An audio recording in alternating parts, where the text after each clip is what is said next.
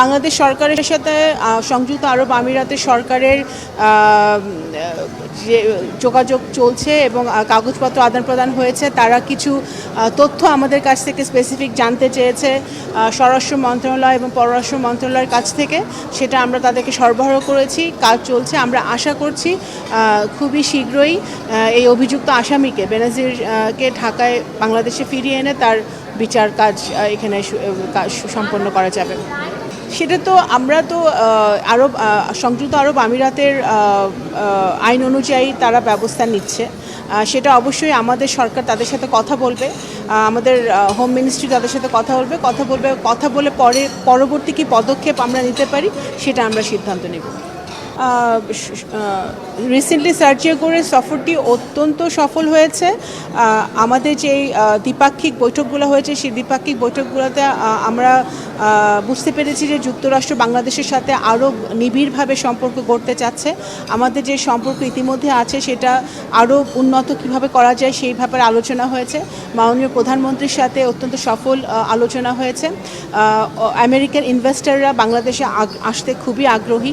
Recently একটা business delegation আসবে বাংলাদেশে এবং এরপরেও আমেরিকান ইনভেস্টররা বিভিন্ন সেক্টরে টেকনোলজি, এগ্রিকালচার, গার্মেন্টস, বিভিন্ন ডিফেন্স, বিভিন্ন সেক্টরে আমাদের আমেরিকান ইনভেস্টররা আগ্রহী এখানে বিনিয়োগ করার।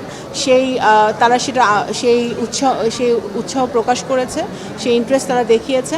ডিফেন্সে আমাদের সাথে তাদের কোঅপারেশন আছে, এনার্জি সেক্টর আমাদের সাথে তাদের কোঅপারেশন আছে। বিভিন্নভাবে আরও ভালোভাবে তাদের সাথে আমাদের কাজ করার একটা সুযোগ তৈরি হচ্ছে যুক্তরাষ্ট্রের সাথে। ওনারা পুরো একদিনই রোহিঙ্গা ক্যাম্প পরিদর্শন করেছেন এবং যুক্তরাষ্ট্র সরকার থেকে বলা হয়েছে যে তারা সংবেদনশীল রোহিঙ্গা ইস্যুতে। তারা বুঝতে পারছে যে বাংলাদেশ মানবিক কারণে যেভাবে রোহিঙ্গা কমিউনিটিকে সহায়তা করছে বা আশ্রয় দিয়েছে, সেই একইভাবে বাংলাদেশের এবং বাংলাদেশের অর্থনীতির উপরে একটা বিশাল চাপ তৈরি করছে। তারা ফান্ড ক্রাইসিসের কথা বলেছে। এখানে ফান্ড যেহেতু সংকুচিত হচ্ছে, এত 1.3 মিলিয়ন জনগোষ্ঠীকে এখানে তাদের কিভাবে তাদের ভরণ পোষণ, এডুকেশন সব কিছুই সমস্যার মধ্যে আছে। কিভাবে দ্রুত গতিতে বা দ্রুত সময়ের মধ্যে রোহিঙ্গাদের একটা সেফ ডিগনিফাইড রিপ্যাট্রিয়েশন শুরু করা যায় সেই ব্যাপারে তারা উদ্যোগ গ্রহণ করবে এবং এই ফান্ডের ব্যাপারেও তারা ভবিষ্যতে আরও কীভাবে আমাদেরকে হেল্প করতে পারে সেটা তারা ব্যবস্থা নেবে।